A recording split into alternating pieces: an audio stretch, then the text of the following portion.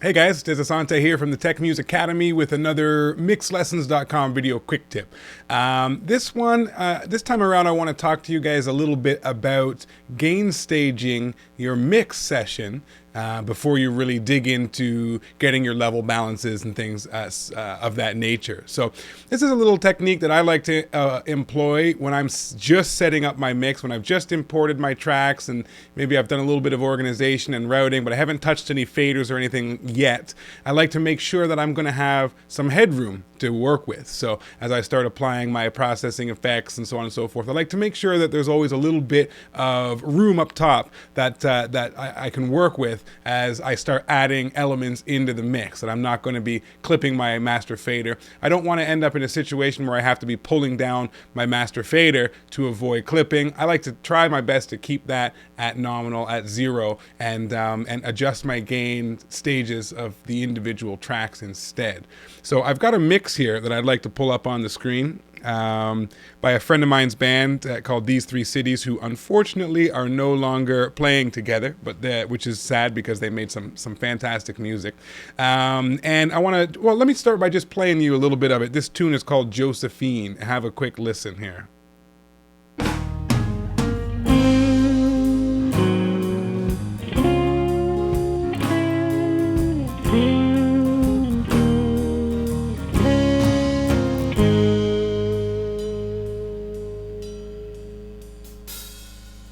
Goodbye, I'm leaving. Left you sitting all alone. Should miss the voices of a family. So you kind of get the feel for it. Kind of a soulful sort of number, which is what these guys were really good at. Skip a little, let you have a listen to the chorus. Oh, I need my body next to you. Can I get a little bit of love? So as you can hear it here, the levels are all over the place.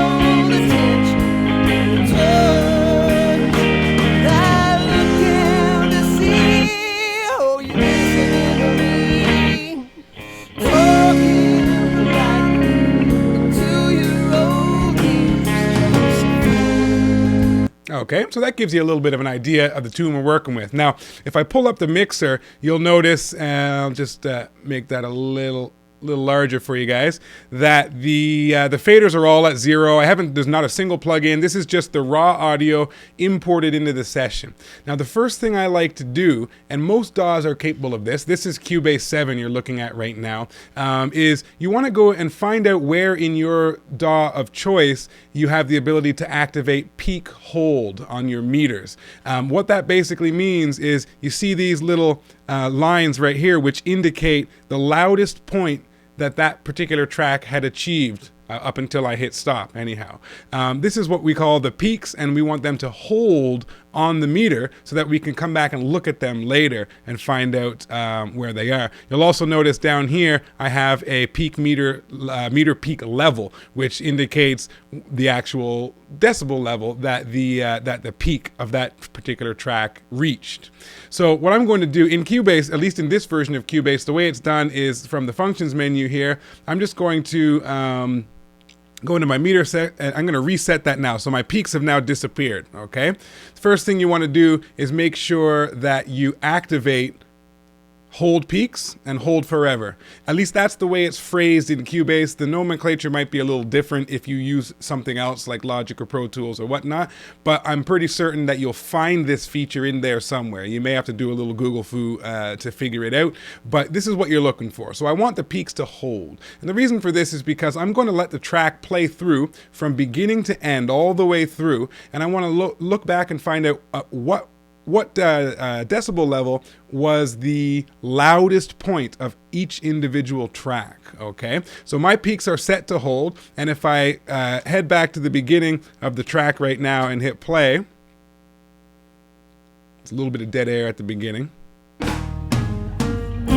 and I'll just stop now. So just in that little 1 bar intro there, you can see these are the peaks that we achieved and the numeric values down below. So what I'm going to do is I'm actually going to let the entire tune play through. I'll skip through it for the sake of the video, but I'm going to let the entire tune play through, and I'm going to look at where the peaks were in the track. Okay, so I'll get that started, and I will catch you at the very end. Okay.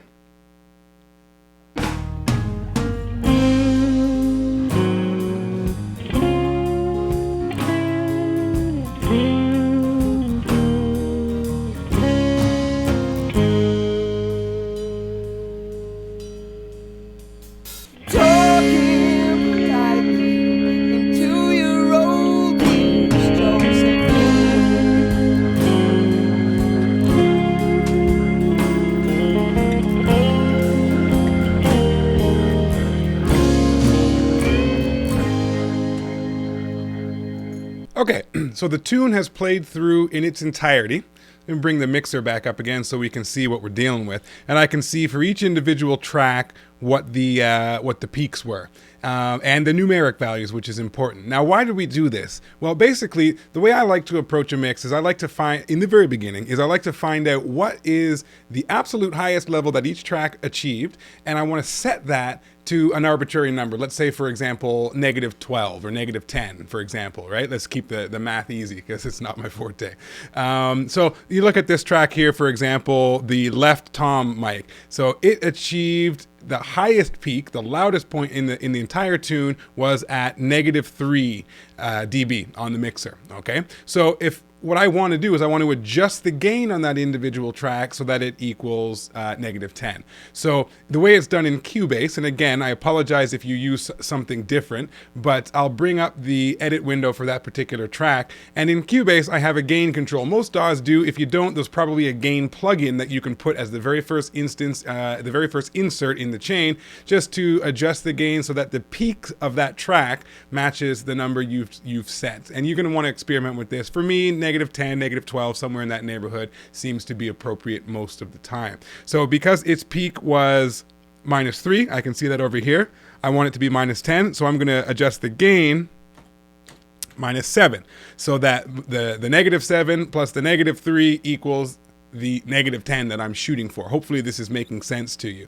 So now this track is going to play back, and its peaks, and I'll show you this later on in the video, the peak of that track is going to be -10, and I want to set that the same for every channel in the mix. So I go through, and if I close this up and we look at something else, so here's another one right there with the -3. In fact, I'm just going to go to channel 1.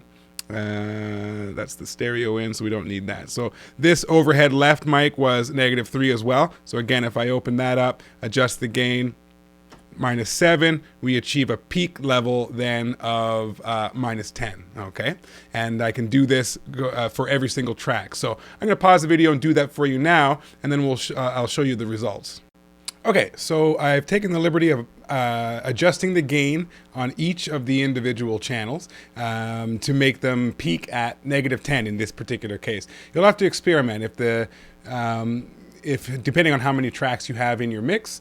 -10 might not be enough. You might need to go a little further. You might still be peaking your master fader. So you want to watch out for that and just sort of come to a conclusion as to what's a good level. -12, -15, whatever it takes, so that you have some headroom to work with. And obviously, the more tracks you have in the mix, the more energy is going to be hitting that stereo fader. So you want to bear that in mind as you consider your numbers. Okay. So what I'm going to do now is I've reset my peak holds, and I'm going to play through the track again in its entirety, and this time we're going to see what the results are after I've made these adjustments. Okay, so let's get that started, and again, just for the sake of the video, I will skip through to the end.